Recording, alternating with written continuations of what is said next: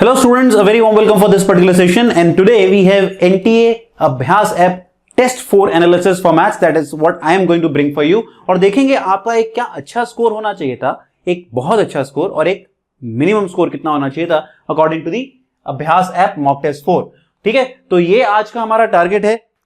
What is a good score at mock test 4 of NTA Abhyas app? Before you see the entire video, if you are JEE 2020 candidate and you are looking to boost your score, you know you can boost your score for maths at Mathonko because we have launched the rank boosting program.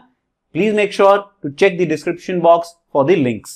Alright, चलिए आइए शुरू करते हैं. तो फिर से वही 3 categories, must do, good attempt और डिफिकल्ट. कौन कौन से क्वेश्चंस मस्ट डू थे, गुड अटेम्प्ट थे, डिफिकल्ट थे? आप कमेंट बॉक्स में मुझे क्या बता सकते हैं? टॉप 5 डिफिकल्ट क्वेश्चंस जो आप लोगों को 25 में से टॉप 5 डिफिकल्ट क्वेश्चंस लगे. You guys can comment that in the video. Please do that. Alright, so how was the paper? Paper was moderate. So we are back. 3 में बहुत सारा ऊटपटांग काम हुआ था. ये थोड़ा बहुत मॉडरेट लेवल का पेपर था. There were options to score but balance paper. Syllabus coverage again average. Why average? Because there were no questions from Vector and Vector 3D. That is what we guys were expecting it to be. But otherwise the paper was balanced in terms of moderate questions, tough questions, easy questions, right? So let's start the thing. What should be a minimum score? Minimum score sir कितना होना है? Must do score. So वो यार 28 number तो जरूर था. अगर आप लोगों के अभी भी इस टेस्ट में 28 नंबर नहीं बन रहे हैं तो आप समझ लो कि मैथ्स में बहुत भयंकर लेवल पे गड़बड़ है. अगर आपका 45 तक का स्कोर जा रहा है, you're doing decently well, but there are chances that you will be beaten comprehensively in the competition. That means there is quite a good scope to improve. But if you have got a 65 plus score, that's a very competitive score, which only very few people would be able to get there. So what was your score and your top 5 difficult questions? Please write in the comments so that we get to know better analysis from your end. ठीक है, तो target है आप लोग जब paper दे देते हैं उसके बाद पेपर को कैसे एनालाइज करना होता है वो आप हर क्वेश्चन के साथ जरूर देखिएगा. ठीक है, चलिए पहला क्वेश्चन आया set in relation, must do question, transitive functions का था. Simple lollipop question, easy PG question, must attempt. अगला देखते हैं डेफिनेट इंटीग्रेशन. डेफिनेट इंटीग्रेशन जबकि डिफिकल्ट लगता है but you guys should be really prepared well because NCERT के लिए करते हो, हर जगह करते हो और ऐसा क्वेश्चन पैटर्न बेस्ड क्वेश्चन था इसलिए मैंने इसको मस्ट डू में डाला.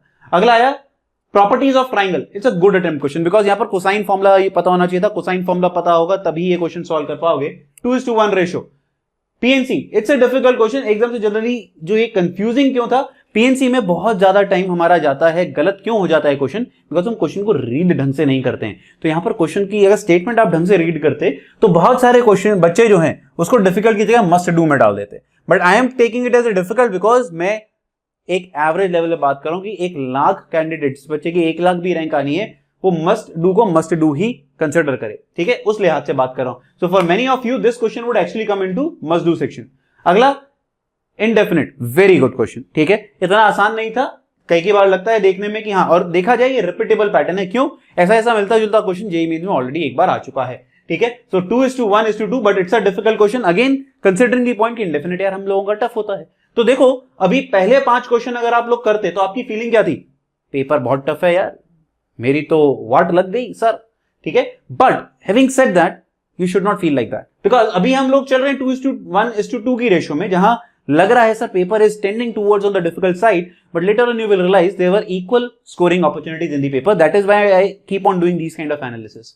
अगला देखिए हार्मोनिक मीन. हार्मोनिक मीन जबकि ये देखा जाए ये आना नहीं चाहिए था पेपर में क्योंकि हार्मोनिक मीन एनटीए पूछ रहा है यहां पर पूछेगा नहीं. क्यों? क्योंकि आपकी जो बुकलेट है एनसीईआरटी की उसमें डिस्क्राइब नहीं है. तो ये एक इररिलेवेंट क्वेश्चन था, उस लिहाज से मैंने इसको डिफिकल्ट में डाल दिया. बट अदरवाइज इनको हार्मोनिक मीन पता होगा वो एक्चुअल में इसको इन 2 कैटेगरीज में डाल सकते हैं. 2:1:3. अगला the number of quadratic equations that can be unchanged by quadratic आया. आसान सवाल था बट फिर भी मैंने इसको गुड अटेम्प्ट में डाला. जनरलाइज करता जा रहा हूं कि जिससे आपको ये समझ में आए पेपर में सच्ची में स्कोरिंग अपॉर्चुनिटीज होती है. 2:2:3. ठीक है, अगला 8 question probability. Really good question but this question has been asked in JEE Advanced. तो ये जेईई एडवांस का प्रीवियस ईयर है, जिन लोगों ने करा होगा उनको आता होगा. बट एक जनरल जिस कैंडिडेट ने कभी एक टाइप का क्वेश्चन नहीं देखा उससे क्वेश्चन नहीं हिलेगा तो उसके लिए डिफिकल्ट. तो फिर से और डर लग रहा है पेपर में, सर 8 क्वेश्चन हो गए, सिर्फ 2 ही क्वेश्चन हुए, बहुत सारे क्वेश्चन टफ हो गए. घबराना नहीं है अपने को, आगे बढ़िए. अगला क्वेश्चन है फंक्शन ऑड इवन का. ऑड इवन आसान क्वेश्चन होता है, साइन एक्स टाइप का, एक्स क्यूब टाइप का तो समझ में आता है. कई बार लॉग वाले में हमें लगता है नीदर और नीदर नन लोग मार्क करके आते हैं, इसलिए इसको गुड अटेम्प्ट में डाल रहा हूं, पर जिन लोगों को कॉन्सेप्ट पता होगा वो उसको मस्ट डू में शिफ्ट कर देंगे। 2:3:4 अभी भी मस्ट डू वाले नहीं आ रहे। Equation of the bisector of the angle between the line का क्वेश्चन आया, डिफिकल्ट सवाल है, ठीक है। एंगल बाइसेक्टर एक तो वैसे ही नहीं समझ में आता, और फिर यहां पर तो क्या हो गया, पेयर ऑफ लाइंस आ गई, तो ये देखा जाए फिर से थोड़ा सा इररिलेवेंट सवाल बन गया, इसलिए हमने उसको सीधा डिफिकल्ट में डाल दिया, ठीक है। अगला आइए, inverse derivative of the inverse function. People who know this question, this has again been asked at JEE Advanced, so JEE Advanced के काफी सारे पुराने क्वेश्चंस यहां पर यूज करे जा रहे हैं, बट इसको डिफिकल्ट में डाल के छोड़ देते हैं। हो सकता है कई लोग इसको गुड अटेम्प्ट में डाल दें, पर मेरे हिसाब से ऑन एन एवरेज लेवल, अगर मैं एक एवरेज कैंडिडेट की बात करता हूं जो शायद 50,000 रैंक पे बैठा है, जो 90 परसेंटाइल पे बैठा है अभी फिलहाल, उसको ये आसान नहीं लगा होगा, उसको ये डिफिकल्ट कैटेगरी में ही लगा होगा। 2:3:6 paper is tending more and more towards the difficult side. Let's come. So again अगला आया ए इनवर्स माइनस क्या है, मैट्रिक्स का क्वेश्चन।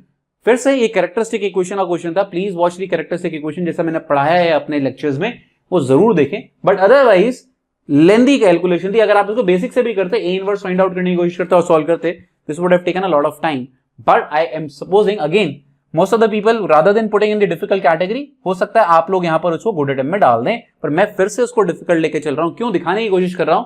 अगर आप पेपर में आपको क्वेश्चन तोड़ता रहता है, so for example we gather on 12th question, उसमें से मैंने 7 को टफ डिक्लेयर कर दिया है, तो तुम्हें क्या लग रहा होगा, फीलिंग क्या आ रही है, सर ये तो बहुत टफ पेपर होने वाला है, right. Start thinking like this. तो तुम्हारे साथ पेपर में भी यही होता होगा, जब तुम 12th तक पहुंचे तुम्हें क्या लग रहा है, मैथ्स मुझे बिल्कुल नहीं आती है। बस इस वीडियो को अब आखिर तक देखना, अगर तुम्हारा यही रिएक्शन था, reaction is going to change very quickly, ठीक है। आइए 13 मैथमेटिकल रीजनिंग, चलिए खाता शुरू हुआ वापस से मस्ट डू क्वेश्चंस का। अगला सीक्वेंस सीरीज का सवाल आया, आसान सवाल, मस्ट डू, फिर से एक और क्वेश्चन अपॉर्चुनिटी हमें सॉल्व करने की, ट्रिग्नोमेट्री जो कि आसान आई। अगला क्वेश्चन कॉन्टिन्यूटी, डिफिकल्टी नहीं थी इसमें, कॉन्टिन्यूटी का कॉन्सेप्ट नहीं था, लिमिट का कॉन्सेप्ट था, मस्ट डू 5। चलिए अगला सवाल देखिए, इंक्रीजिंग डिक्रीजिंग, सिंपल कॉन्सेप्ट। अब यहां पर कई लोग इसको गुड में डालेंगे, पर ये गुड लाइक नहीं था क्योंकि वेवी कर्व पता होना चाहिए था, अगर वेवी कर्व पता है 6। चलिए कंप्लीट। अब आया इनइक्वालिटी, जो ये इनवर्स के क्वेश्चन है, इनवर्स के क्वेश्चन की अगर बात करें तो ये कॉस इनवर्स cos 4, ये तुम लोगों को आना चाहिए, एनसीईआरटी में भी है और ये रिपीटेबल पैटर्न है, पर फिर भी मैंने देखो उसको कहां डाल दिया, गुड अटेम्प्ट में। एकदम से जो डिफिकल्ट क्वेश्चन थे उनका ग्रास्प रुक गया। अगला देखिए height and distance, must do की कैटेगरी क्या हो रही है, बढ़ती जा रही है, 7:4:7। तो स्कोरिंग अपॉर्चुनिटी जरूरी नहीं है स्टार्टिंग में मिले, हो सकता है बीच में मिले आप लोगों को, ठीक है। 19th question area lollipop question आया, एरिया जनरली डिफिकल्ट था पहले 3 पेपर्स में, x²/2 x lollipop question, 8 questions come to the. So now you analyse, एकदम से हो सकता है स्कोरिंग अपॉर्चुनिटीज मिलनी शुरू हो जाएं, but people who will give up, हो सकता है 12th क्वेश्चन के बाद वो वापस कहां भाग गए होते, फिजिक्स या केमिस्ट्री पे, तो they would have missed out those easy PG questions, ठीक है। So lot of learning actually happening है। बायनोमियल जनरली मैं टफ में डालता हूं, डिफिकल्ट में डालता हूं, पर इस बार आसान सवाल आया, पैटर्न बेस्ड आया, x को 1 -1 डाल के आपको सॉल्व करना था। तो 8 5 7 लुक्स लाइक बैलेंस हो गया सर पेपर, तो है ना, with in a span of 5 questions only. अगला क्वेश्चन देखो, लिमिट्स का आया, एक्सपोनेंशियल फंक्शन है 3 की पावर 3 - x, इसलिए थोड़ा सा डिफिकल्ट लगता है, पर एक्चुअल में डिफिकल्ट नहीं है, फिर से आसान था, तो इसलिए गुड अटेम्प्ट में डाल दिया मैंने इसको। हो सकता है कई कैटेगरी इसको इधर डाले, कई कैटेगरी इसको इधर डाले, इसलिए मैंने फिर से एक एवरेज कैटेगरी के हिसाब से इसको प्लेस करा है। 22 फैमिली ऑफ सर्कल्स, बड़ा लंबा चौड़ा सा सवाल था, अजीब सा सवाल था, फैमिली ऑफ सर्कल्स का सवाल था, इसलिए मैंने थोड़ा सा इसको डिफिकल्ट मानते हुए डिफिकल्ट में डाल दिया, बट स्टिल मैनेजेबल है, ऐसा कुछ नहीं था। अगला देखो पैराबोला। अब पैराबोला वाला जो सवाल आया है ये एक्चुअल में आसान सवाल था। पैराबोला में देखा जाए आपसे प्रोडक्ट ऑफ स्लोप पूछा जा रहा था, स्लोप निकालनी थी, पॉइंट पता था, तो मैंने इसको एक्चुअल में मस्ट डू में ना डालते हुए गुड अटेम्प्ट में डाल दिया, बट हो सकता है कई लोग इसको मस्ट डू में डाल दें या कई लोग इसको डिफिकल्ट में डाल दें। बट नाउ सी 8 7 8 क्या हो रहा है, पेपर मेंटेन कर रहा है, बैलेंस मेंटेन करने की कोशिश कर रहा है। That is the beauty of this particular exam, that it was a maintained exam, balance exam था आपके लिए एक। अगला देखिए कॉम्प्लेक्स नंबर आया, बड़ा सिंपल सा सवाल था, मेरे हिसाब से 90% जनता को गुड अटेम्प्ट नहीं, इसको मस्ट टू डू में डालना चाहिए, बट वो इसलिए नहीं डाल पाएंगे क्यों, क्योंकि उन्हें यहां पर क्यूब रूट ऑफ यूनिटी दिखाई नहीं देता। ओमेगा क्या होता है, -1/2 प्लस आयोटा √3/2, और ओमेगा स्क्वायर क्या होता है, -1/2 माइनस आयोटा √3/2। वो इसको बस एनालाइज नहीं कर पाते हैं, क्योंकि ये देखा जाए तुम्हें पता होना चाहिए, ये बहुत ज्यादा कॉमन टॉपिक है, तो इसलिए मैंने फिर भी गुड अटेम्प्ट, अदरवाइज ये देखा जाए यार मस्ट टू डू का सवाल था ये, तो इसीलिए आप सोच सकते हैं कि थोड़ा बहुत इधर उधर हो सकता था। Last question, angle between the pair of tangents, so SS1 = T² का कॉन्सेप्ट था ये। ये जनरली हम लोग मेंस में यार एक्सपेक्ट नहीं करते हैं कि SS1 equal to T square के ऊपर कॉन्सेप्ट के ऊपर क्वेश्चंस बनेंगे। फिर से पूछ लिया उन्होंने, but having said that 8:8:9, so this is your final outcome, this is 25th question. Again if you notice, balance paper, पहले के 12 क्वेश्चन में डिफिकल्ट क्वेश्चन ज्यादा है, तुम्हें डराने की कोशिश करी गई, पर अगर आप टिके रहते आखिर तक 25 क्वेश्चन तक लगे रहते और आपको पता होता एक अंदर, अब आपको सीखना क्या है, आपको एक सेल्फ बिलीफ लाना है अपने अंदर कि पेपर में आसान सवाल आते हैं। आसान सवाल जरूरी नहीं है कि मेरे मुताबिक आए या जब मैं एक्सपेक्ट कर रहा हूं तभी सवाल आए। हो सकता है पेपर आपको पहले 10 या 15 क्वेश्चन में डरा दे और लास्ट के 10 क्वेश्चन आपके कैटेगरी के हों, तो घबराना नहीं है। ये परफेक्ट पेपर था अटेम्प्ट करने के लिए, सीखने के लिए कि आसान क्वेश्चन छुपे होते हैं और ये विश्वास रखने के लिए पेपर में आसान क्वेश्चंस आते हैं। So very well balance paper, 8:8:9। People who would have now got the answer कि कितना स्कोर आना चाहिए था, इसलिए अब तुम लोगों को समझ में आ रहा होगा मैंने एक पेपर में क्या बोला, इसमें आना चाहिए था मिनिमम 30 के अराउंड स्कोर।